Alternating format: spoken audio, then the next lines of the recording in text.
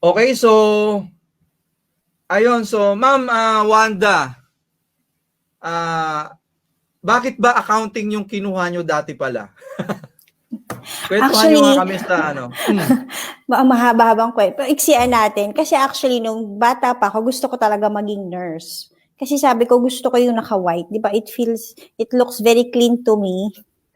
Kaya lang, ang mahal kasi ng nursing, so hindi talaga kaya. Kasi yung dad ko, maaga siyang namatay. So talagang mami ko lang yung nagpapalaki sa amin. So sabi ng mami ko, hindi natin kaya yung nursing, but hindi ka na lang doon sa may pera, tsaka yung hindi kailangan ng malaking tuition fee, which is accountancy. So kaya doon ako nag-fall.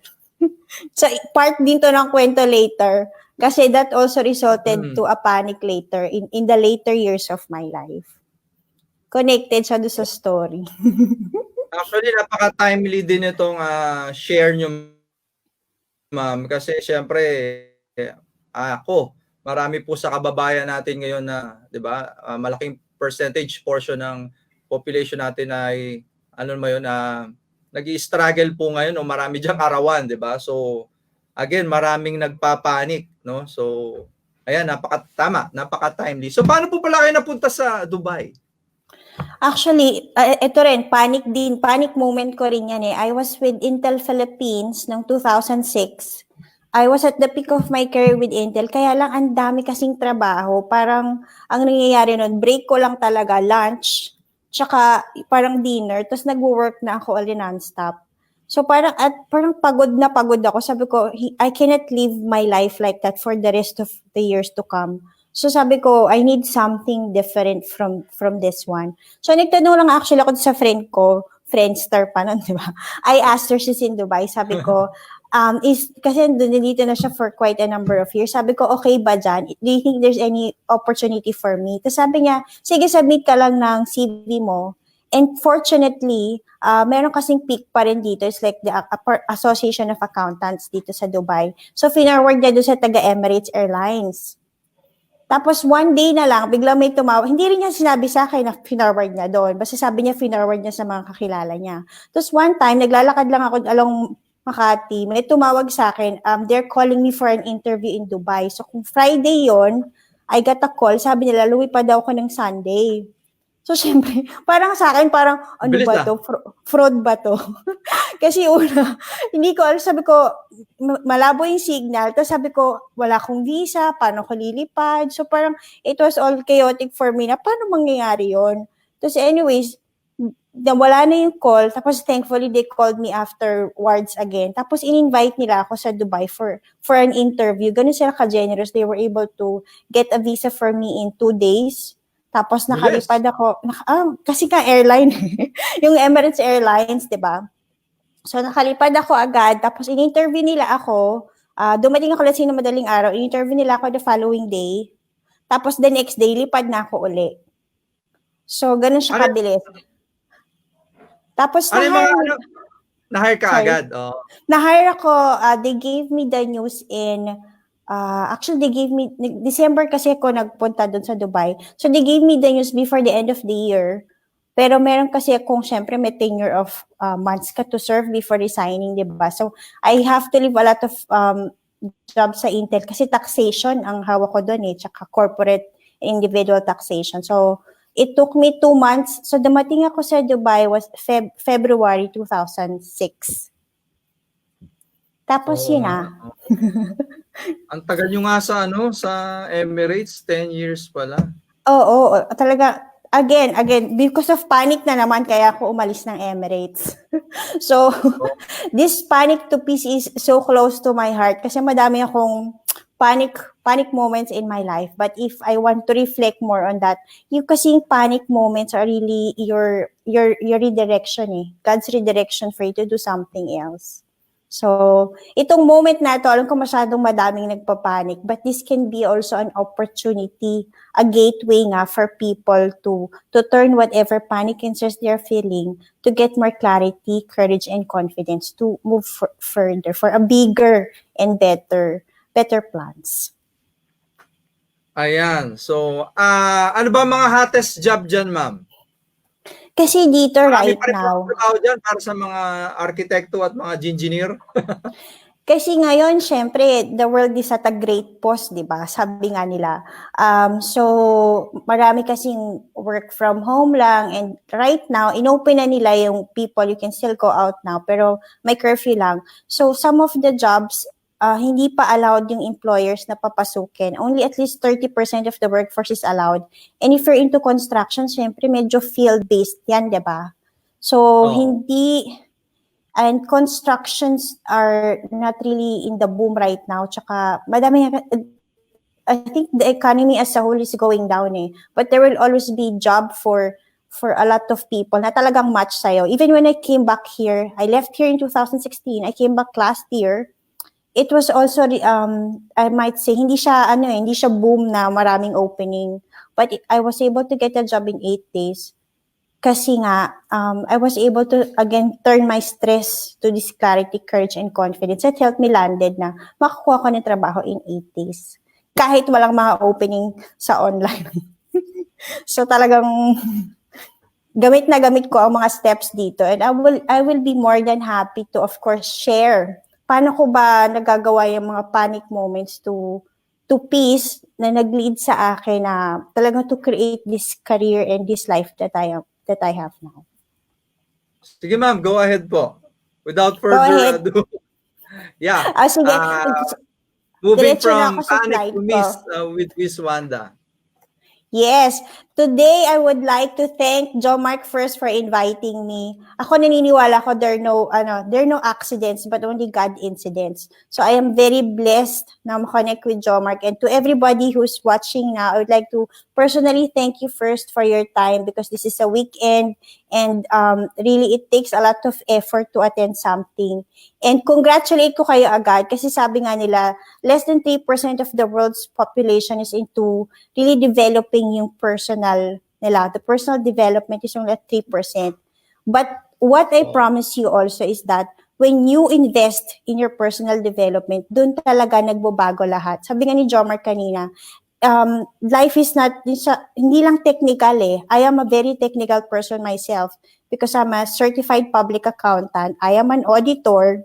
So it's really a technical job per se because we follow a certain process. But when I started to tap into dun sa other aspects nung well-being ko, which is the mental wellness, personal development, that is really how I was able to achieve many things at the same time.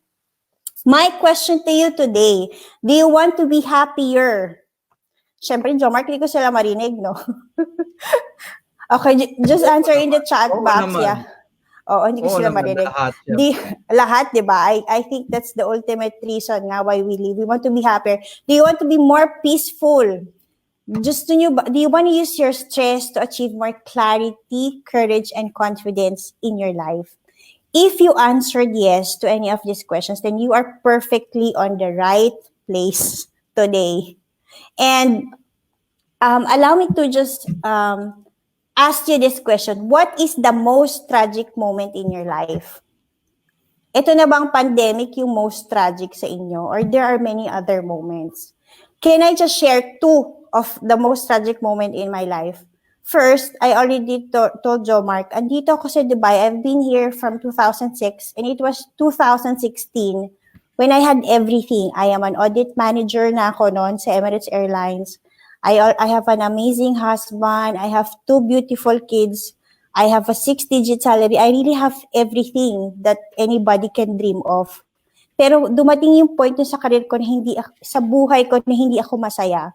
There was a moment of panic inside me kasi parang I was justifying the thought, bakit hindi ako masaya when I have everything that anybody could have asked for? Why am I unhappy when everything in my life is as perfect as it should be? So, that is a panic moment in my life, but that is also through the moment of peace that I was able to discover. Sabi nga ni Mark, our life is holistic yan eh. I was really more into family, But I think what is lacking for me is the community service. As I took a lot of trainings, ang na-realize ko, there was a missing puzzle in my life because I was also only serving my family. I was revolving my time around family and work only. But we are really holistically created by God to be of service to others. So yun yung missing piece ko talaga, yung service to community. And that is when I started doing these trainings and workshops here in Dubai and the Philippines. That is where I found more meaning in life to continue. Na yun pala yung gustong gawin ni Lord, that I now share whatever I learned so far to help others before me. And thankfully, through those teaching moments, madami nang naging success. Like I was able to teach other students, paano sila nakakuha ng trabaho in 3 months, how they were able to achieve their goals, and so on. But there's another tragic moment. So, I have a lot pero I think these are the big two for me. One nga yung, they call it quarter life crisis. May terminology pala doon. Quarter life crisis, and when you reach that moment na parang you're unquestionably unhappy for no reason when you're at the peak of your career, and it happens to everybody really. Second, siguro na, yes, Sir Jomar. Ano daw edad ba yung quarter? According to let me share na. According to studies, ang quarter life crisis daw kasi happens between the age of 20 to 40. Kasi di ba, we're in a constant hustle Tapos pag narating mo na yung peak, parang nakuha ko na lahat. Or some people naman, because of the constant hustle, parang, ano na nga ba yung meaning ng life ko? But I want to tell you, the ultimate purpose of the life is only one, to serve others. It's only a question of how can you be of service to others. So, Jomar, i-stop mo lang ako. Okay, let me just share another recent tragic moment. So, kasi nga, after so many years outside the country, we decided to go back to the Philippines for good. So, umuwi kami ng Philippines in 2018 with my family. So, I started na yung, because I always wanted to have my own company. So, I started Caltan Training and Consultancy. Everything was doing well kasi I was able to tie up with DTI, with Bangko Sentral, and some big companies in the Philippines already. But it was April 22 of 2019. Hindi ko malilimutan. We came from the province kasi nga long weekend ang Easter sa atin, di ba? Pagdating namin sa Makati, hindi ko mabuksan yung bahay namin kasi may attempted robbery pala. Nawawala yung doorknob namin. Tapos talagang na-dislocate talaga lahat yung locks nung pinto. Hindi kami makapasok. On the same day na afternoon, nagkaroon naman ng earthquake. If you remember that, Jomar, diba yung talagang nasa daan ako noon kasi I had a session with DTI that time. I was on my way home. Talagang yung sinasakyan ko na Grab, yung nagsishake talaga siya ng malala. Tapos yung bus na katabi ko, talagang gumaganon siya. So sabi ko, that time, that evening, sabi ng husband ko, parang, I think we need to go back to Dubai. Kasi syempre, when you're security, sabi nga sa Maslow's hierarchy, di ba, we do have certain levels of needs. Nung sa tragic moment ko ng burnout, it was a panic moment of finding for meaning in life. They call it self-actualization. But what happened to me last year in the Philippines was about, physical security na yung pinag-uusapan When that is threatened, syempre defense mode ka na. So that time was really a very difficult moment for us to leave everything again behind and go back to Dubai. So bumalik kami dito last July, left everything. Talaga nag-start kami from scratch, finding a job again kasi nga hindi naman walang opening for Emirates when I came back. It was really start from beginning kami. Iniwan na namin lahat, nagbakasyon lang kami dito. We made a decision. If we find a work, we'll stay here. This is God's plan for us. If not, we'll go home. But thankfully, we're able to settle everything. Nakabalik kami agad and settle namin school and lahat in 1 month. But if you look at those are tragic moments in my life which led to something. If I want to reflect, gusto ko magpasalamat na nandito ako ngayong quarantine kasi a lot of people I know in the Philippines, talagang medyo chaotic kasi the way it is currently managed. It doesn't make it right or wrong, but if I will just compare. Parang sobrang comfortable ako how the government is managing it here very well. So, ito ang tanongin sa sarili, what is the most tragic moment in your life and what was born good out of that crisis? Kasi talaga, everything that happens bad is a redirection. Yan ang tawag ko dyan eh. It's called God's redirection. And I'll tell you more totoo yan, Jomark, di ba? Ang hirap kasi pag nandun ka sa moment ng magulo pa, pag nandun ka pa sa panic moment, ang hirap mag-isip. Di ba? Pero pag balikan nyo yung mga, they call it spiritual markers, balikan nyo yung mga moments na parang, ay, ang gulo-gulo ng buhay ko, pero naging maayos. Kasi maybe this is the moment of your life which is most tragic to you. But something will come out of this in a better way. And I will help you with some of the things I'll teach you now. How can you really turn your stress that can give you more courage, clarity, and confidence? Okay, more about myself. I am a wife and mother of 2. I am a life coach. I am an international speaker and I'm a certified NLP master practitioner. Like Joe Mark, malala ako mag-training. Pero kasi what I realized, ang talagang life-changing for me was this NLP master practitioner. This is always how your mind works. Alam mo ba, Joe Mark, bigyan mo ko ng ballpark figure, ilang % lang ng brain power mo yung ginagamit mo? Mga 5 ba yan? 5 lang? Sabi nila, medyo tama. We're using about only 5 to 10% of our brain power. Ang baba, di ba? So, ibig sabihin, 90% ng brain power mo, hindi mo pala na-utilize. Which is actually true. Kung iisipin nyo, nag-iisip ba kayo pag humihinga kayo? Do you even think kapag naglalakad kayo? Do you think when you breathe? Everything in our body is really auto-function. That's why 90% of your life is already auto-programming. But when it gets disrupted, yan ang pag-uusapan din natin later. That is where everything gets wrong. But also, ito nasa Bible din to, which I personally was able to experience. Sabi doon, renew your mind and you will really experience God's pleasing and perfect will. Kapag naintindihan nyo paano mag-work yung mind nyo, you're able to have control over that. Doon na talaga mag-fall into the right place. Almost lahat. Some others call it law of attraction, but there's really more into that which I will partially share with you today. And because of my struggle of burnout and unhappiness, it has been my mission to help others live happier lives. Kasi ang hirap na hindi maging masaya na walang reason.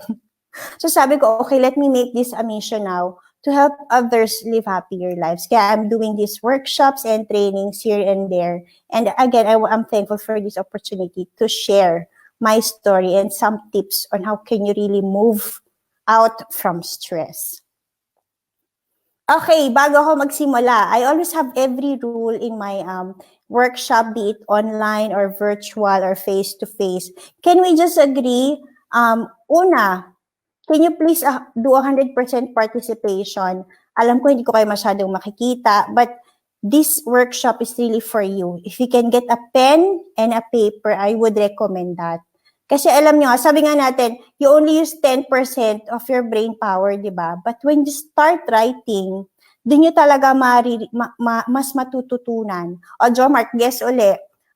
Ilang thoughts tayo per minute? Nako, mga engineer mga to, mga pag-isip yung mga to. Galingan natin mga engineers. Ilang thoughts tayo per minute? Yeah. 2? Ay, ang unti. Actually, we have about 300 to 1,000 thoughts per minute. Ang dami, di ba? Kaya ang hirap mag-focus. Pero, the moment na nagsulat ka, bumabagal siya because they call it becomes kinesthetic. So, ginagamit mo kasi yung ibang senses mo. So, tingin mo, ilan na nagda-drop kapag nagsulat ka na? Nagda-drop? Yung thoughts per minute mo, ilan na lang pag nagsulat ka na? Siguro, sabi natin, mga 50%. Hindi, less pa. Actually, when you write, your thought becomes 80 to 100 per minute na lang. This is why writing is very powerful. Di ba, kahit nag-aaral tayo, we tend to write, di ba? Pero naaalala mo yung sinulat mo. this is called the power of writing or journaling. Ako kasi, paano kayo nagamit? Lagi ako nagsusulat dati. Nung pating ako sa Dubai, syempre mag-isa ako dito, ang lungkot. Tapos lagi ako nagsusulat ng mga problema ko, yung mga pains ko, yung mga gusto ko marating. Then after 5 years, nakita ko lahat yung sinulat ko. Alam niyo, lahat yung sinulat ko pala natupad na. And that is how you can use the power of writing to release, to let go, to learn, and to also give your mind direction. Where do you want to go? So I hope you have now a pen and a paper. Kasi I understand, we have technology now sa cellphone, di ba, notes? Pero most powerful pa rin pag nagsulat kayo kasi it becomes really kinesthetic. And kapag may colors, that's more powerful because the mind loves colors. Tama naman, very colorful ang aking pen. Next, I hope you will listen. This is for you. I am doing this all for you. I hope you will lend me all your ears and fully listen because this is how you will learn. And lastly, respect. There is no right or wrong in this workshop. I will share with you everything. If somebody wants to ask something or have their own opinion, that's totally fine. This is a safe environment for us to discuss and share.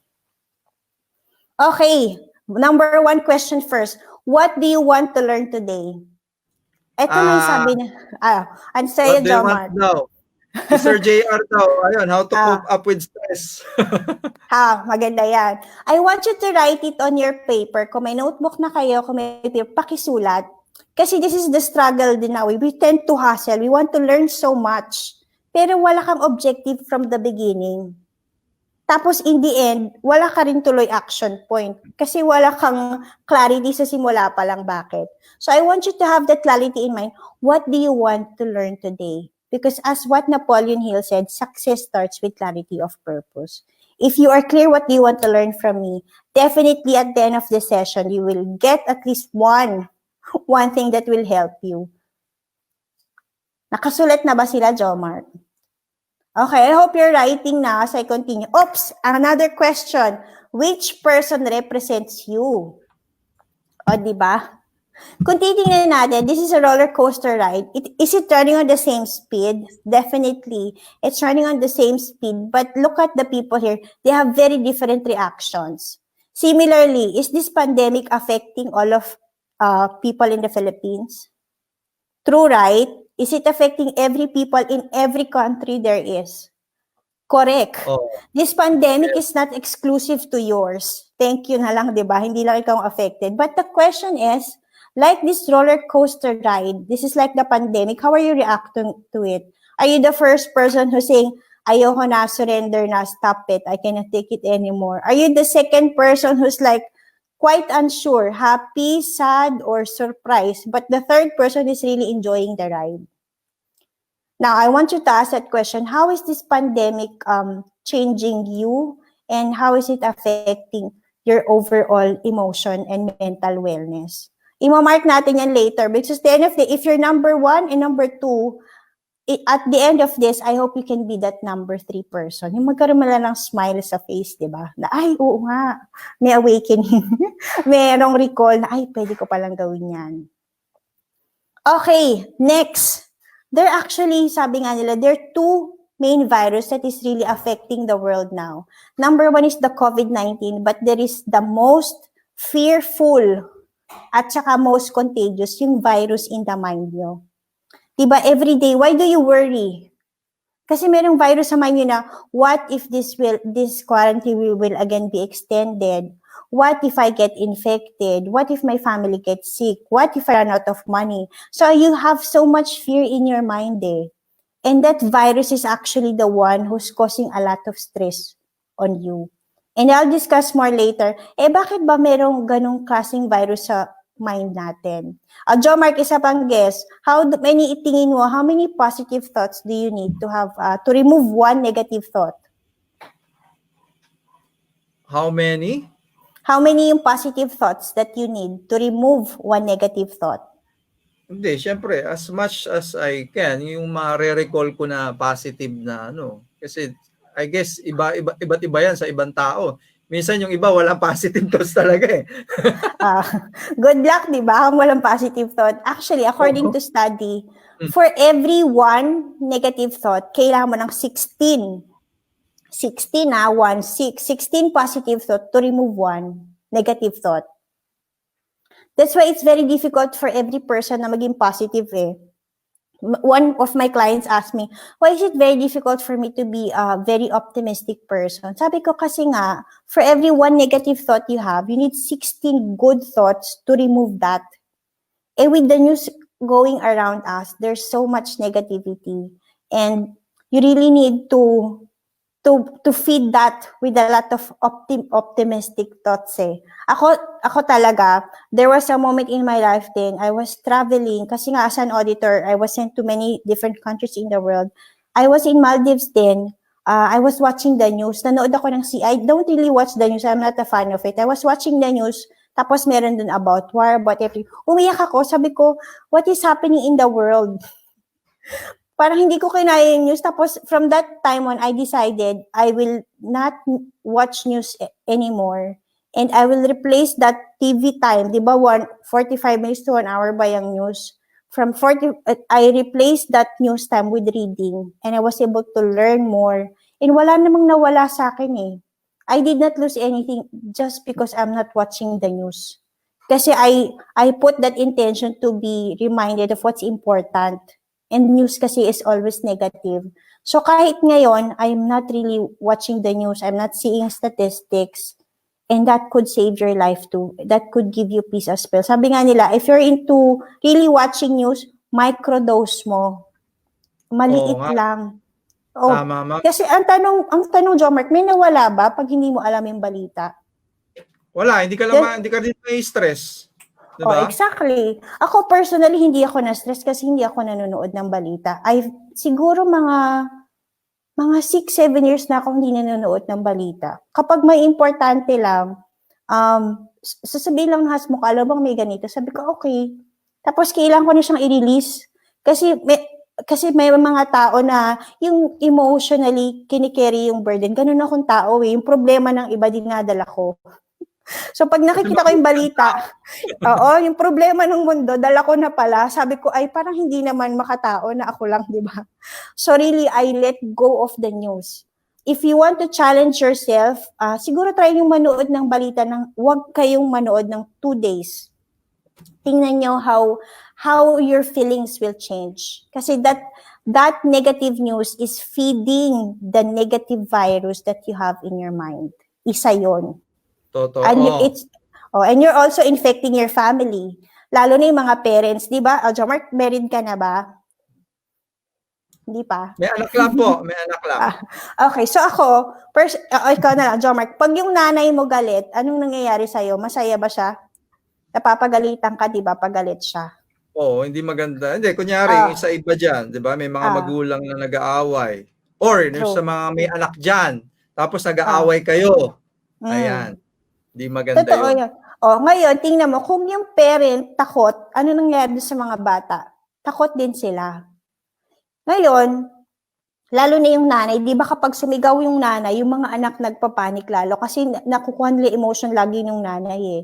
Pero dahil kalma ako sa nangyayari ngayon, they can see na yung dad nila is very calm of the situation. Mga kids ko, they never worry. They only ask me one question, Mommy, are we gonna be okay? Am I gonna be free from that virus? And I always assure them, God will make sure that you will be protected. So why do we have to worry about it? So wala talaga silang, I'll say they're clueless of what's happening because we as parents make a conscious decision. Hindi namin spread yung fear sa kanila. So, ang tanong, ikaw ba yung nag-spread ng virus sa family mo? Kasi kung ikaw, pag-isipan mo. Okay. Ano ba yung stress? I would like to quote Buddha. Magandang definition niya sa stress eh. Stress is the gap between your expectations and reality. That is why you have to expect nothing and accept everything. Yan, totoo yan eh. Because yan, yung mga asa na oo, kasi hope is different from expectation, di ba? I'll say yung umaasa is good kasi meron kang hope. Pero yung meron kang expectation na dapat ganito, like what happened to me, I was expecting na okay na kami sa Philippines when we came back last year. We're all settled, okay na yung company ko, naka-enroll na yung mga anak ko sa school, they love the school, yung husband ko may work na, naayos na namin lahat talaga. But after a year, parang nangyari yon. Parang sabi ko, hindi ko ini-expect to na ganito yung mangyayari na kailangan namin umalis uli. It was so much stressful kasi una, nung nagkalindol, nagka-crack yung building ng asawa ko. Parang ayoko siyang papasukin kasi nasa 20 plus floor sila. I'm not sure kung safe ba. And even my kids were asking me then, sabi nila, Mommy, do you know Saint Scholastica is about 100 plus year old school? Sabi niya, if there was an earthquake again later, what will happen to me? Will I be safe? Hindi ko masagot yun. Ang hirap sagutin ng tanong na yun eh. Parang sa akin, ayoko na lang silang paalisin ng bahay just to make sure na kung magkaroon uli ng aftershock, walang mangyayari sa kanila. But really, that stress happened because I was expecting that that the building will be okay, that no matter what happened with the earthquake, they will be okay. But the reality is that I cannot control that. I have no control over the building collapsing. I have no control over the school. But I can only control myself. And I'll talk more about that control to help you later. Moving on. Oh, what is really the actual source of panic and stress? Isa lang yan. And let me tell you that now. Your mind. Your mind talaga. In-stress mo sarili mo. Di ba sabi nga nila, be careful. There's a quote from, that's Mahatma Gandhi, be careful of your thoughts, it becomes your words. Be careful of your words, it becomes your action. Be careful of your actions, it becomes your habit. Be careful of your habit, it becomes your destiny. Talagang lahat nagsisimula sa thought nyo. Yung mga, the stress is the what if eh. Lagi siyang what if mawalan ako ng trabaho? What if I don't get my salary? What if my company is closing? What if this quarantine is extended? Talagang the cause of panic and stress starts with your mind. That's why the moment you're able to understand that, mas maa-address mo siya eh. At pag-usapan pa natin why. Your mind hates change. This is the number one principle I want you to remember. Because sabi ko nga, di ba, we are only using less than 10% of our brain power. 90% is autopilot.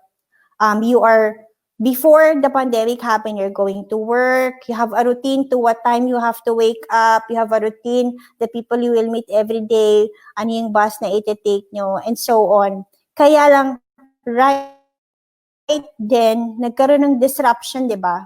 Lahat nagbago. You're just staying home, you cannot go out of the house. It totally disrupted yung programming yung sa utak nyo. Kaya parang sa kanya, oh my God, anong nangyayari? Nagisang, para siyang naka-warrior protection mode. And let's do this simple exercise. O mag-cross arms kayo, okay? So, sabay-sabay tayo mag-cross arms. Jomar, sorry, okay, cross arms tayo. Now, gusto ko i-reverse natin. Yung pabaliktad. Okay. So, Jomar, nadalian ka ba na i-reverse? Yes. Okay lang sa'yo. Pero gaano ka katagal kaya na naka-cross arm ka ng baliktad? Comfortable ba? Comfortable ka ba? Kasi some people, actually most people, siguro sanay kang baliktaran. Most people kasi, when they do this, ito yung normal, di ba? But the moment they reversed it, parang, ang sasabihin ng iba, Ma'am, paano ko babaliktarin? When you do this on live workshop, ang unang tanong iba, Ma'am, paano ko babaliktarin? Tapos pangalawa, kahit nabaliktad na nila, parang okay, so kung nakaganto ko ngayon, ibabaliktad ko dito, ganyan. Okay, tapos sabi niya, parang naguluhan ako. That is a very small change eh. Yung pagka-cross arms nyo is the way you're living your life now. Pero nung na-disrupt siya, una, di nyo alam kung paano gawin. Pangalawa, hindi siya komportable. So, ganun kagulo yung utak nyo ngayon kasi nga na-disrupt lahat. Everything in your entire life is totally disrupted. And your mind hates change. That's why this change is very difficult for you. And that change is causing a lot of stress. But, ano pa ang question? Bakit ba hate ng mind yung change? Kasi sa utak natin, there are two responses. There's a fight or flight command as my training taught me. Kasi, di ba kapag, parang ganyan, pag sinuntok ka, Jomar, anong gagawin mo? Susuntukin mo ba o tatakbo ka? Mark. Mag-iisip muna ako, ma'am. Nag-iisip siya. Ang question ko sa inyo, when somebody hits you, do you fight back or do you fly and just leave? Because the truth is that the mind, your mind is disrupted. Kapag there's a change, it really opens up the fight or flight. So this pandemic is opening up the fight and flight for you. Kung ngayon, hihirapan kayo, ang question din, how are you reacting to this change? Are you running away from it or are you facing it with a full hand-fist position? Okay, let me just move. Okay. But ayaw move na slide ko. Just wait. Okay, but let me just remind you. Sabi nga ni Charles Darwin, it is not the strongest of the species that survives, nor the most intelligent. It is the one that is most adaptable to change. O diba, kung strongest ng species ang nag-survive, di sana meron pang may dinosaur pa. May dinosaur. Kung most intelligent, di sana buhay pa sina Einstein tsaka sina Charles Darwin. But it is really the one who's most adaptable to change. I would like to tell you, yung family movement namin from Dubai, tapos nagpunta pa kasi kayo Malaysia for my husband's relocation, then to Philippines and back here. It was very disruptive eh. But my kids, sabi nga, they're moving school parang every year, nag-move sila sa ibang school. Pero they were able to adapt to it because we were able to always tell them ano yung opportunity that lies with changing schools, with changing countries. And sabi nga nila, it's really not the strongest eh, especially in this pandemic. It is the one who's adaptable to change. So how adaptable are you to change? Kasi talagang yung mga adaptable lang yung magsusurvive. And yesterday, I had a webinar yesterday about career reinvention. Jomar, kung gusto mo, you can do this with your group also. Kasi paano ba i-reinvent yung sarili mo with this change that's happening? Marami yan, ma'am. Kailangan ng mga miyembro namin yung career reinvention din na yan. Sige. Pag-usapan natin next time yan. Kasi really, this could be, for me, I was able to isipin nyo, ang hirap, nung umuwi ako ng Philippines, I was offering my services to DSP and DTI. Sabi nila talaga sa resume ko, we cannot understand how an audit manager became an author and is now a trainer. Diba? Hindi mag-sink in sa utak nila yung disruption ng career ko. Tapos, buti na lang din kasi, on some companies, just by looking at your CV, they will disqualify you eh. But some government agencies, they give you deliberation. May deliberation pa yan. Mag-choose sila, sino yung gusto nila. And because of the difference of how I deliver my talk, I was able to get DTI and BSP as clients. So, yung career reinvention, the good thing is, this world has no boundaries. One of the most biggest personal development na alam ko ngayon is Mind Valley. Have you heard of Mind Valley, Jo Mark? Ang dami nilang free trainings. This is one of the best personal development. They have a lot of free trainings. Do you know that Vishen Lakhiani, he's an engineer. Vishen? Mind Valley. If you go to Mind Valley platform, they have a lot of personal development trainings on mental wellness and all. They have podcast also. I'm always on that. I have a lot of courses I enrolled with them kasi ang galing talaga nila. But Vishen Lakhiani is an engineer. An engineer who went into meditation. Kasi parang na-reach din niya yung career na peak ng career niya, tapos parang na-lost siya. Then he went into meditation. After meditation, he built this multi-million-dollar personal development company. He calls it the School of Transformation.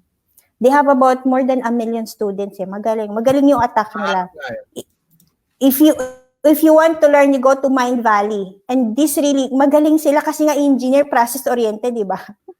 Iba yung attack ni Vision because he has a different thought process. But I am very excited kayo. Maybe you're saying, kasi technical way. Pero what I'm telling you now, the skills that you learn, the experience that you have will help you really progress your career. I was able to become a very successful coach. Yung lahat ng kliyente ko nakapasa ng board exam. Yung isa nag-top notch pa sa buong mundo. Yung isa ko nakakuha agad ng trabaho in 3 months. Why? Because life coaching is about questioning. and getting the inner self revealed. And it is because of the tools that I learned from auditing, which is auditing is also about questioning, that helped me become that person. I was able to help companies because yun yung experience ko with audit. Siyempre lahat ng areas na titingnan ko, di ba? So maybe you said, oh, technical lang ako eh. Well, I would like to give more credit to that because whatever experience you have, that could be the best tool you can use to reinvent your career. And that is the adaptability to change. And another question, how much did your fears and stress cost you? Ako talaga, if you ask me, I was born a warrior. Kasi mami ko talaga warrior. Kahit ngayon, pag yung wala nang, lagi siyang panic, ganun, parang, ay, baka magkasakit ako. Yung protected naman kami dito, pero lagi siyang panic pag may delivery, nakuhugasan natin agad lahat. Tapos pag may, lagi siyang tinitingnan yung count sa Pinas, ganyan. Tapos nagwo-worry siya na, alam mo ba, meron doon sa probinsya natin. Sabi ko nga, ma, kahit naman mag-alala ko for them, di naman sila gagaling. Sabi ko rin, sana wag ka mag-alala kasi nakita ko nai-stress siya eh. So how much did your stress and fear cost you? For me, it cost me a lot. It cost me a lot of sleepless nights. Dati talaga hirap na hirap ako matulog. It cost me a lot of money. Kasi before, di ba tayo mga Filipino, magagaling tayo magtrabaho, pero sa promotion, hindi tayo ganun kagaling magtanong eh. My promotion was delayed because I had the fear of asking my boss when I will get promoted. Na-realize ko, ang daming na-promote before me when I feel I am ready and more deserving. So, that fear really cost me a lot. Kasi kung tinanong ko pala ng mas maaga sa boss ko na, what do I need to do to get promoted next time? Yung pala, makukuha ko agad yung manager job ko. Kasi nung time na yon, I'm not getting the manager position. Nung tinanong ko yung boss ko, why am I not getting promoted? What do I need to do to get the promotion next time? Alam mo, sagot niya sa akin, Jo Mark, I thought you never wanted a promotion because you have kids to manage. Nung na-promote ako, doble yung magiging sweldo mo eh. Sipin mo, it cost me so much money. Ang sabi lang niya sa akin, oh, if you really want that promotion, take the test and we'll consider you for the next one. Nag-take lang ako ng test. Sa next, ako na yung na-promote. So, ang tanong ko sa inyo, how much is your stress and fears causing you? Is it causing you sleep? Is it causing you sleepless night? It is causing you money? Maybe this is causing you to buy unnecessary things, di ba? Baka nag-hoard ka ng kung ano-ano na hindi mo naman pala magagamit. So, because I'm sure it is causing a lot. And, ito na, there's a 4 magic word to stop any negative thought. The truth, yung kasing mind natin is the way, ang action kasi yan is to protect you. Like for example, kung nadapa ka because of something that happened, say for example, may kalat, tapos nadapa ka, ang tanong, lilinisin mo ba yung kalat? Diba? Or let's say for example, na meron nangyari sa iyong masama, uulitin mo pa bang gawin yon? Of course not, because your mind will always remember that eh. Similarly, your mind keeps on giving you mind chatter. They call it mind chatter. It keeps on telling you a lot of negative thoughts. And kasi the function of the mind is to remind you. It doesn't want to harm you, it reminds you. Kaya pag maraming sinasabi yung mind yun na negative thought, you just say, mind, thank you for sharing. Kasi pag gusto lang kasi ng utak niya na ma-acknowledge yung thought, the other way you can use that is also, other than say, mind, thank you for sharing, what do you want me to do now? Para ma-resolve yung chatter dun sa utak mo. Kasi minsan hindi ka makatulog, okay, kasi ano mangyayari sa akin? Anong mangyayari pag hindi pa rin ito matapos? Sasabihin mo, oh, thank you for sharing mind. What do I need to do now? Maybe sasabihin sa inyo, maybe you need to learn more. Kasi really, the mind just wants to warn you. So kapag in-acknowledge mo siya, I am very sure, mawawala talaga yan. Okay, doon na tayo sa 3 steps. These are 3 simple steps that can help you free yourself from panic and stress. Okay, una, acknowledge, ask, and act. I'll take it one by one. Acknowledge. Una, you have to acknowledge your emotions. You know, a lot of people now are into depression. And sabi nila, it is because of the suppression of the feelings. Diba, Jo Mark, pag umiiyak yung bata, sasabihin, huwag kang umiyak. Diba? Parang when we were, from the moment you were kids, you were taught already na crying is not a good thing to do, that you should suppress your emotions. Ngayon, as you grow up, naging ano tayo we lost in touch with our emotions. Kahit ako nun, when I reached that burnout na parang, bakit hindi ako masaya when I have everything? I was justifying everything na dapat masaya ako pero bakit hindi? But the truth is that a lot of depression is because of the suppression of emotions. The thing you have to do first is to acknowledge, okay, meron kang emotion, hindi ka masaya, fine. It's not a question of why. You should ask what. What do I need to do with this emotion? Kasi talagang babalik at babalik yung emotion na yun hanggat hindi niyo siya na-acknowledge. Second, you need to acknowledge the situation and stop blaming. It's always easier to blame others. Kasi ganito ako, kasi yung government, kasi ganito ako, kasi ganito yung asawa ko, kasi ganito ako dahil it's because of what's happening around me. But the truth is that you have full power. I'll share with you a formula to further understand this. But there's a lot of things you cannot control. I will discuss further about the circle of influence. Maybe you've heard about it by Stephen Covey, but I'll deep dive more further on understanding how because kasi when you blame others, you give them the power the power to control you. Na ganito ako kasi ganyan siya. But the truth is, you really have everything that you can control. Third, you have to acknowledge and allow God to help you to turn your fears into faith. Sabi nga nila, di ba, Jomark, lalo na siguro mga engineers, mataas ang IQ, di ba? Hindi naman, IQ meron is din. Meron din. Meron din Pero kasi, sakto lang. Okay. Pero kasi nga, they said, we have 3 most important emotions. It's called the IQ, intelligence quotient, the EQ, at saka yung SQ. SQ, alam niyo na IQ is intelligence quotient, SQ is spiritual quotient, pero merong most important, it's called spiritual quotient. Yung spiritual quotient mo, if you look at many countries now, bakit sila lost? Kasi they have no God. They have no knowledge of God anymore. Pero tayong mga Pilipino, di ba, masyado tayong mataas ang faith natin kay God Our SQ is very high. That empowers your intelligence and also that empowers your emotion. One time, nagkaroon ng matinding baha sa Pinas. I remember sabi ng boss ko, there's something wrong with my country daw. Sabi ko, why? Sabi niya, look, there's flood but people are smiling in the picture. Sabi niya, how could that be parang a smiling moment daw for the tragic flood? Sabi ko sa kanya, I think people are smiling because they know there's a camera.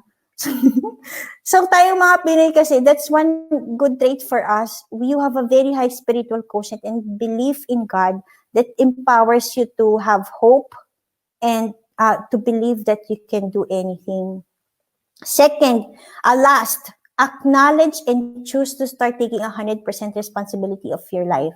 The moment you understand, I have full control of what is happening around me, then that is also the game changer for you.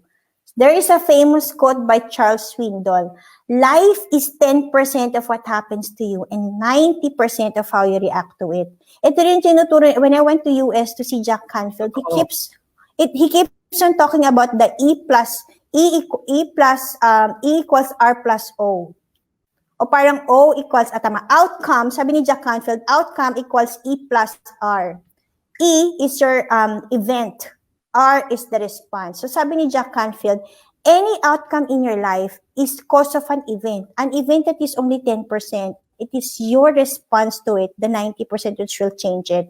So like for example, for what happened to me, the tragic attempted robbery and the tragic earthquake is really a negative situation. But how we reacted to it as a family to decide na, okay, maybe there's a better plan for us. Let's go out of this. So that helped me. My burnout situation helped me to think of what is God asking me to do here. It's always how you react to it. And I know a lot of people are suffering now, but a lot of people are becoming more rich now because of this situation. Why? Because they were able to take advantage of it. The pandemic is the same for everybody, but it is always how you react to it that will change it. Because sabi nga ni Jomart, maybe you need to upgrade your skills. Then when you upgrade your skills, you can get clients in LinkedIn and so on. I want you to remember this formula kasi everything really is a reaction of how you see things from your own perspective. And this further explains it. This is Stephen Covey's principle. They call it circle of influence. This is just an example. If I go to this first chart, these are the things we cannot control outside the box. Oh, can you control Duterte? Can you control the government? Can you control the economy, the news, the political view of others? Can we control this natural disaster that's happening? The war, the weapons, and the threat. Can you control the weather? Well, if you have magic powers, maybe. Can you think what other people think of you? A lot of things you have no complete control of. Whether you do nothing or you do something, people will judge you. But in that small circle is what you have full control of, where you live, where you work, what you read, what you buy. And on the other next circle, this is the full thing you have control, your attitude and enthusiasm towards life, the places you travel to, what you buy, where you work, the business that you want to start, what you read, where you live, what skills do you want to learn, the leadership positions you hold, the article and books that you write. The moment that you understand na, ay, oo nga pala, I have full control power of myself. That is where everything changes. I remember one of my clients, she always argues with the husband. Sabi niya, ma'am, pagod na ako. Lagi kami nag-aaway. Sabi ko sa kanya, sino nang-aaway? Sabi niya, ako po, lagi ako nagagalit. Sabi ko, can we just change it? Because your husband is only 10% of the equation and you're 90%. Sabi ko, the next time na feel mo magagalit, can you just control your emotion and try to be calm about it? The next time I met her, sabi niya, oh my God, sabi niya, this is a life changer for me. Sabi ko, why? Sabi niya, there was a moment in time, dapat magalit talaga siya ng bonggang-bongga. I think the husband was so drunk. So sabi niya, but then I remember I have 90% control of that. So I just told him one word and just let it go. Sabi niya, I had so much peace from that moment, knowing na he was not able to disturb my peace. The reality is that no one can steal your peace unless you allow them to. Remember the circle of control. Remember the 90% formula because it can be the life changing formula that you will do. And exercise also, of course. Last, Jomar, I'll take questions later na lang for the audience. Second pa lang pala to. Second step, after acknowledging, you need to ask a lot of questions. Why? Because the quality of your life depends on the quality of the questions you ask yourself. Yesterday, I was in a webinar with, ang nag-open ng webinar namin was Brother Bo Sanchez. Sabi niya, instead of asking, why God, ang tanongin mo daw, what now God? Kasi yung why kasi, when you ask the why, your mind goes, as engineers also din, when you ask why, di ba, root cause analysis yung utak mo, bakit nga ba? Pero kapag what yung tanong mo, it goes to a focus solution mode. So really, it's the quality of the questions. And let us just quickly browse through. Ano ba yung mga question na dapat yung tanongin sa sarili nyo? Is my anxiety, doubt, or fear related to the past or to the future? Truth yun in the present moment, what my mentor told me, in the present moment, there is no anxiety, there's no stress. The problem is that we are either focused so much on the past or we're focused so much on the future. Okay, let's test that. Okay, are you breathing now? Are you alive? Or do you have food? Do you have shelter? In this present moment, you are perfectly okay. But the problem is that you always look at what happened in the past and what might happen wrong in the future. That trap of mentality of your mind, of browsing into any situation, is actually causing you stress. So tanungin nyo, is it the past or is it the future? Kasi you have to be clear about that. Is everything okay now? Because if you pull yourself, sabi nga na, there's a lot of books about the power of now. That's the power of the present moment. Because if you look at the power of the present moment, everything is well. And the good thing about the future comes one day at a time. So if you're worried about tomorrow have enough worries of its own. So live the day to day and think of how you can make tomorrow beautiful, but not worry about it. Another question, are these feelings mine? Sabi ko sa inyo, we have a lot of thoughts that infects a lot of people. There's a lot of fear going around because there's a lot of news. Now, your feelings, especially family members, especially you live in an environment, the feelings of the other person really is transferred to you also. Diba kahit yung tao, pag hindi nagsasalita, alam mo, galit ba siya, masaya ba siya, you are actually absorbing the emotion of the other person. You also ask, because according to study, 80%, alam mo ba, Jo Mark, 80% of your emotions are not yours. It's a transferred emotion. The fear of, di ba, minsan, do you have friends in Facebook who are always posting negative ones or yung mga nagko-complain? Di ba, Jo Mark? May ganyan. Madami. So, pag nag-complain sila, pag nag-complain sila, nakiki-complain ka na rin, di ba? Kasi parang, bakit naman ganyan, di ba? So, parang silent na ako, ma'am. At least silent ka. But there are some people na, lala ko, mama ko, pag nagbabasa siya sa Facebook, yung minsan galit na galit siya. Sabi ko, ba't ka nagagalit? Sabi niya, kasi naman, ba't nila ginaganon yung tao? So, kung titingnan mo, those emotions that you have is really an investment of emotion na galing sa ibang tao eh. But the moment you release, meron dyang technique, you hold your heart and say, are these feelings mine? Can I let go? Natutunan kay Jack Canfield, can I let go of these emotions now? Para hindi mo siya ma-absorb. And also, you have to ask yourself, what is the emotion telling me to do? Your mind is giving you a lot of fear because it is uncertain of the future. Bakit? Kasi wala kang plan. But the moment you have clarity in your mind, this is today, this is what I think, this is what I plan my future to be, a beautiful future, I will have this much of income, and then you, again, make a plan of, how can I make that income possible? It's really, what is the emotion telling you to do? Because your emotions is really the gateway to getting more. And also the other question, what do I need to do now to let go of this emotion? Sometimes, I find it difficult to sleep. Minsan ba ganyan ka din, Jo Mark? Minsan, the question I ask myself, why can I not sleep? Di tanong ko yung bakit. Di syempre yung utak ko, nag-root cause analysis pa siya, ba't di ako makatulog? Tapos binigyan niya ako, napakadaming kailangan ko pa palang gawin. It was a wrong question. I asked and said, what do I need to do now to sleep? Alam mo yung sagot sa akin utak ko, I just need to pee. Kailangan ko lang palang magbanyo. After that, nakatulog na ako. So even I use this question to my kids because sometimes they'll come to me, Mommy, I cannot sleep anymore.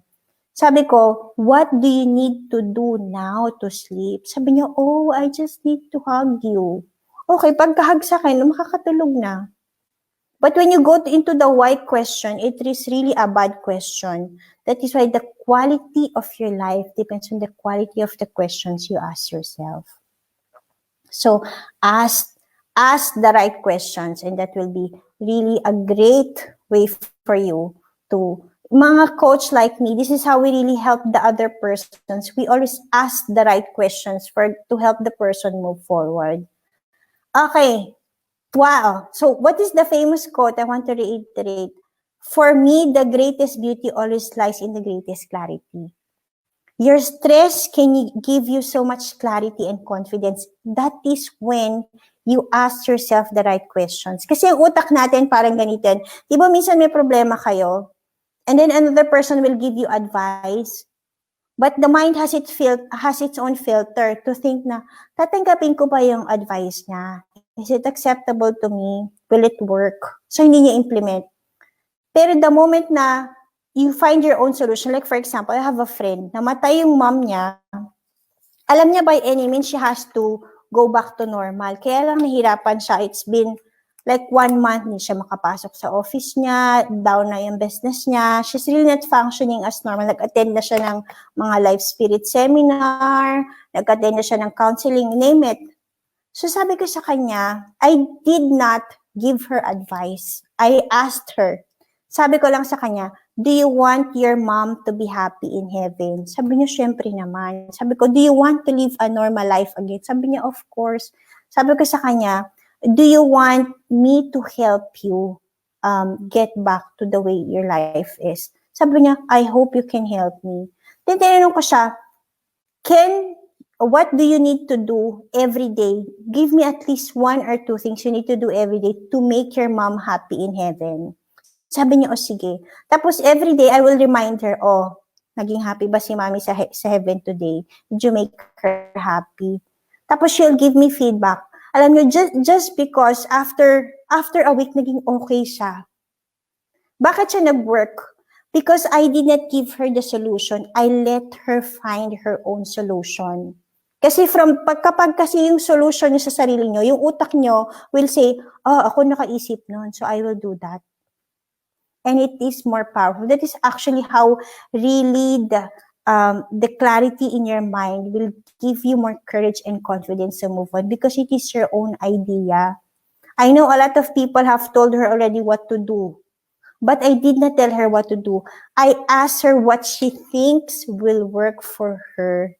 So ganun din sa inyo. If you have this stress, ask yourself those right questions so you will have that clarity to move forward. Let's go to the last one. Act. Ito, I love this quote, Maya Angelou. Nothing will work unless you do. You can worry, you can have all the stress you want, fine. But nobody can help you unless you do it. I remember when I had that burnout moment, sabi ng husband ko dati, it cost me my relationships also. Sabi niya, is everything okay with us? Sabi ko, I am just unhappy, hindi ko alam kung bakit. Just let me find myself. Kasi parang dumating yung point na every weekend, nag-shopping ako, naghahanap ako ng sale. Tapos bili ako ng bili. Then, hindi ko naman ginagamit. Naging retail therapy. But it wasn't working for me anymore. Sabi niya, do you want me to buy you something or what? Really, nothing will work unless you do. Sabi ko sa kanya, let me find myself. That is when he allowed me to go from one training to another. I traveled to US, to Philippines, and to any country there is to help me find the questions that I need answer to. But it only worked for me because I work towards finding the answers to the questions I have inside myself. So yun din ang tanong ko sa inyo, nothing will work unless you do. So you have to act. Maybe you need to ask help. Maybe you have stress. Okay. Maybe you need to ask help from a friend. Maybe you just need to call a friend, especially for women. Ang mga babae kasi, the way for us to solve our problems is really to talk. Ganon kaming mga babae. For men, according to mind study, we're very different from men eh. Men want to find their own solution. They will not discuss it. So para sila maging okay, yung kahit mag-inuman lang sila, that releases a certain level of oxytocin in their bodies, that they will find their own solution. Or even watching TV, having their own moment na wala silang ginagawa, that fuels up your energy eh. You can learn a new craft. Start doing what you love to do. Maybe you're very busy, maybe you have a lot of time. At least 5 minutes lang, you dedicate something of what you love to do. If you want to sing, if you want to build, if you want to program. Also sleeping more. A lot of people now are on a hustle, right? Pero the real key is to sleep more. Alam niyo ba si Einstein? Sabi nila, if Einstein is not finding any inspiration or imagination, he sleeps, he takes a nap, and then get another inspiration and idea later. Why? According to study again, Jomar, hulaan mo, ilang days ka mabubuhay without eating? Ano ba yung nangyari sa Holocaust? Mga 1 month? Ayan, pwede daw. Sabi nila, about 21 to 30 days, you can live without eating. But how long can you live without sleeping? Russian sleep experiment. Sa linggo? Sabi nila, tama. About 1 to 2 weeks, you will die if you don't sleep. This is why sleeping is more important. Why? Kasi yung brains mo, kapag natutulog ka, it goes into, there's a terminology for that. Pero kasi as you rest and you relax, nagre-recover lahat yung systems mo. You also tend to get more ideas. And if you want to get more ideas, one tip I want to tell you, yung magtanong kayo bago matulog. Ako, lalo na if I have very big audit assignment, I will ask, what do I need to do so I can complete the assignment this week? I just let that question hanging. Kasi yung utak mo, it doesn't rest eh. So when I wake up, when I go to the office, nagugulat ako, I'm downloading the reports, I'm sending emails. Sabi ko, wala naman to sa to-do list ko. But that is because my mind was able to find those solutions already for me. While sleeping, it already gave me that list of what I need to do. That is one of the ways you can maximize the use of your brain. You have so much brain power. The sleeping more also heals your body. It fuels your energy. Attend webinars like this. You can enroll a class online to get certificates. A lot of classes now, a lot of online companies are giving free classes with certificates. So maybe hindi ka I'm not confident enough kasi kulang yung certificates ko. Or maybe you can use sabi ni Jomar kanina, that this community has its own online certification. There's a lot of other online companies also who's doing that. Listen or read the book. Kung hindi kayo mahilig magbasa, there's also a 1 month free now in Audible. You can learn if you want to learn anything, nothing is stopping you. If you want to have more peace, you can attend mass online, you can listen to inspiring music, you make a plan. Also, if you want to earn extra money now, if you have so much time, you can offer your services online. There's a lot of websites already. There's Upwork, there's freelance, there's 99 cents. And also, if you want to earn some money, there's Carousel where you can sell your stuff. Ako na, when we went to Philippines, we have so much stuff. So I sold some through Carousel, and that's really good. Also, read biography of inspiring entrepreneurs. If you want to be successful, success leaves clues. And it's all about you finding the path of how were these people able to succeed further. Because that will give you a clue of what will be your next step also. So, tapos na tayo. I would just like to remind you, those are the 3 steps. First, you have to acknowledge. Second, you need to ask. And lastly, and most important, you need to take action. And I would like to invite you to connect with me on LinkedIn or Facebook. I have nothing negative there. I only post only positive thoughts and news and all. Also, if I can invite you, I have an online program. See, because of my burnout situation, I was able to create this online program with my mission to help others live happier lives. It's a 31-day. Ito mindset talaga. This is about mental wellness. Because really, when you take care about your mind, this is where everything changes. It's an interactive home study course in just 2 to 30 minutes a day. There are 31 daily exercises for you to get clarity, set goals, and take action. There's daily guidance for you to be happier, healthier, wealthier. Proven life strategies because this work for me and many of my clients. There's a 149-page printable workbook that I did myself. And this is the Happy, Healthy, Wealthy Academy. There are 31 lessons, 8 modules. There's a lifetime access, and there's a satisfaction guarantee. If you do the program after 30 days, and then you say, ayoko, hindi nag-work for me, I will be more than happy to refund you the money. There's a 30-day money-back guarantee. But if this is really for you, if you want everything to change in your life, it's about changing your mind at talagang yun yung magiging okay. If you want that, there's a bonus also. You can get a 1-on-1 bonus VIP coaching with me.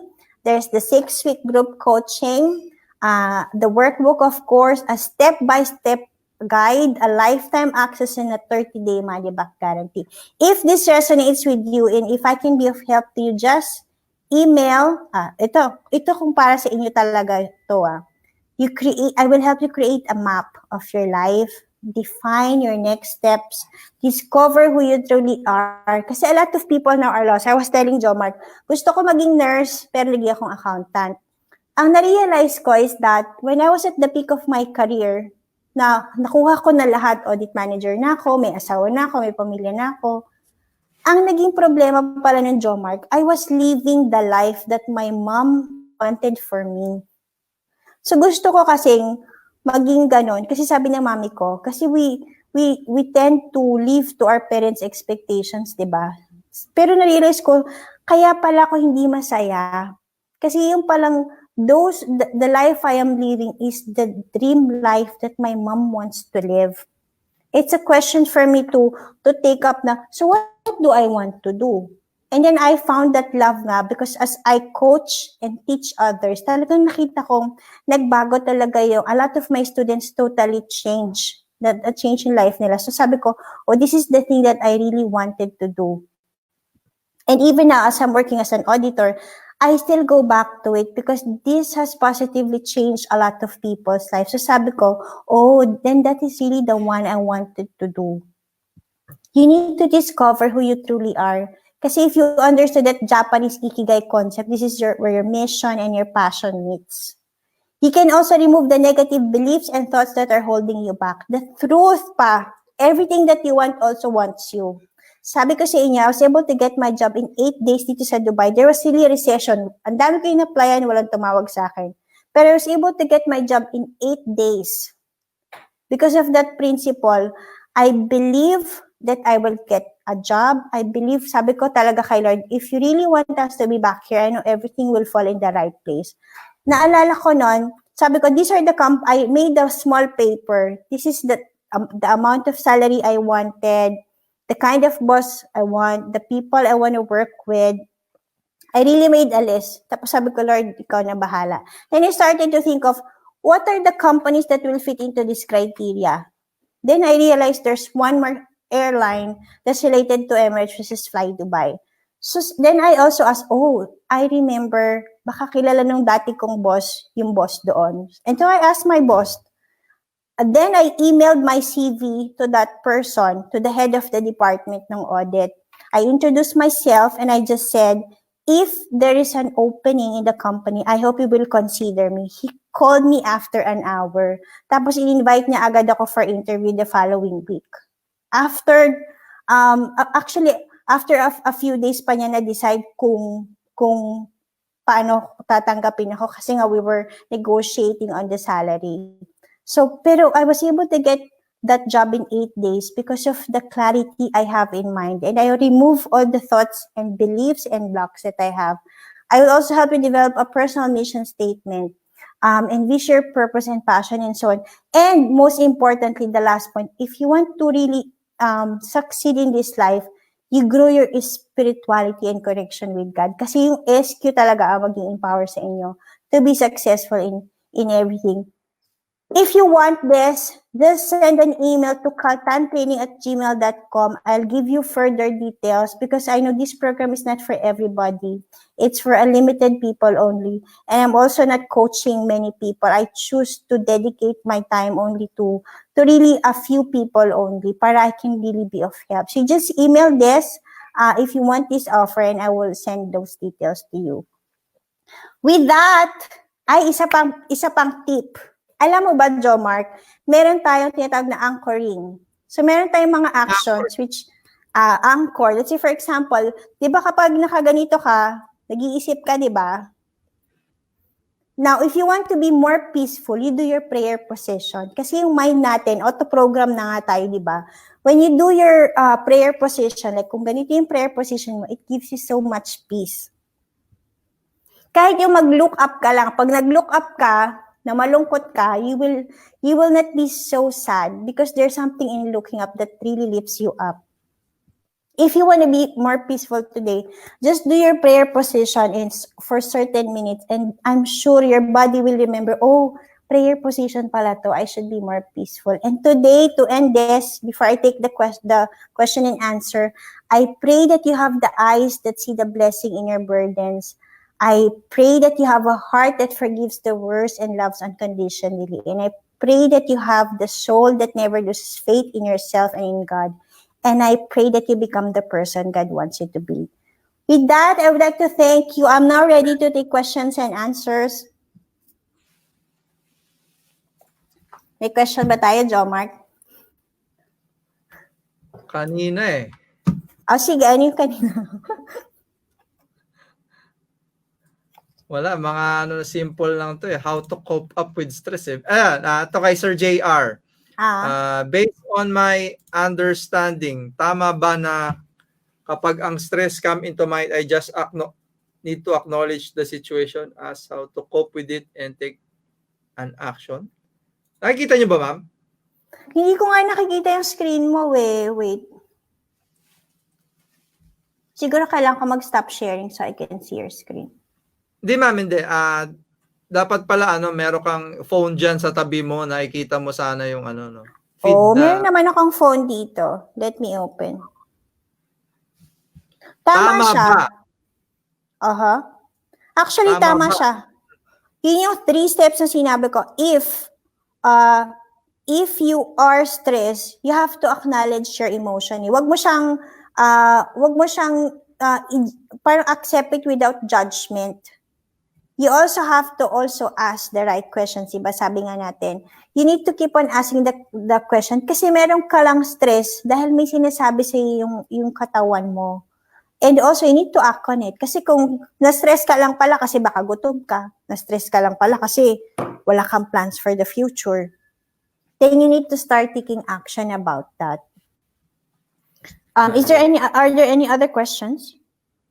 Thank you daw, sabi ni Miss Cairo. Thank you din for watching, Miss Cairo. I hope this is useful. To keep on asking sorry, napindot ko tuloy.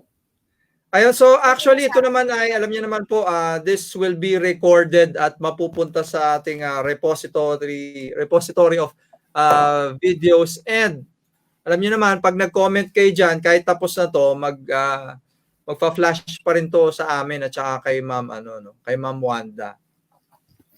True. Sige, if you have any questions, you can always email me at that email address, caltantraining@gmail.com. And connect with me in LinkedIn. I will also be answering your questions, of course. So comment lang din below kung okay ba tong ginagawa natin na imbis na puro technical, 'di ba? Tama naman 'yun Hindi lang dapat puro technical, 'di ba? Dapat naman spiritual, emotional at IQ, EQ 'yan, yung mga nabanggit ni Ma'am. So kung gusto niyo yung mga ganitong 'di ba, additional learning. Actually hindi dapat soft skills ang tawag dito essential to 'di ba? Life skill to. Life skill to. Ito talaga yung ako talaga, if you ask me, ito talaga yung mga personal development trainings ko talaga yung lifesaver ko, I might say. Kasi diba? talaga diba sa kumpanya, diba? Anuin kita sa kumpanya natin kung ikaw ay coops. Diba? Isa kang source ng stress. Lahat ng magagaling na tao ko nag-alisan dahil sa'yo. Diba? Oo, kasi and you will never become a leader with those soft skills I was able to successfully, ang hirap nung naging manager ako dito sa Dubai, parang 10 lang kami out of 5,000 plus na 10 manager lang kami na Pinoy out of 5,000 plus Filipino sa Emirates. Mahirap kasi talagang umangat. Kasi nga, lalo na ibang lahi tayo, hindi naman country natin to. Pero what can help you move up to the ladder is really about your personality, about how you can effectively influence others And that all starts with really your mind, your feelings, and how you manage yourself. Kung puro intelligence ka lang, your intelligence can only up to bring you to something. Because sabi nga ni I think it was Zig Ziglar, your attitude will always determine your altitude in life. Then naalala ko din tuloy, Ma'am, yung saying na tell me who your friends, and I'll tell you who you are. Tama yan. Kasi kaibigan mo, puro stressful, ayan, ganyan. Diba? Ako talaga, my friends I choose to love them now from a distance. Kasi may mga friends ka talaga na negative, diba? Pero kasi at some point, napopollute ka na nila. Parang masyado nang suffocating yung mga problema nila. You're helping them, pero they don't want to help themselves naman. So, sometimes you have to love people from a distance. Friends pa rin kayo, pero you tend to be out of, I cannot control that emotions that person has I have no control over her. So, I just choose to be a friend, and if she needs help from me, I will do that. Pero hindi ko nadala-dala yung problema niya. Kasi, hindi, tama yun tell me who your friends are. I choose to surround myself with people who will support me and help me become a better person. Ganun talaga Pagkasama mo negatibo, di puro negatibo. Kaya, let's all be positive, At saka kung ako din natutunan ko diyan, ma'am, kung pag ibubuka mo yung bibig mo, 'di ba? Make as much as possible, make sure na positibo 'yan. Kasi kung ano yung lumabas diyan, domino effect 'yan 'di ba? True, true. So, ang question ko rin sa mga nakikinig, what did you learn today? And what is your number one action? Kasi, Yeah. nag-start tayo sa objective. Okay, anong objective mo today? The next session is, what did you learn and how do you take it from here?